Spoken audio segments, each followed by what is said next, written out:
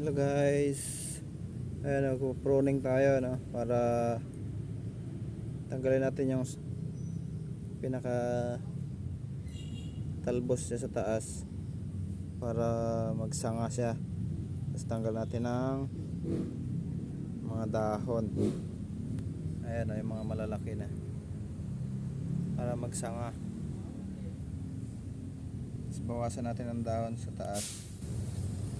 Ay, sa ilalim pala yung mga malalaki na. Yan na ng ano. Inunahan na tayo ng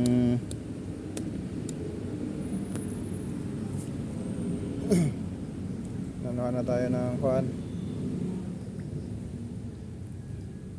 ng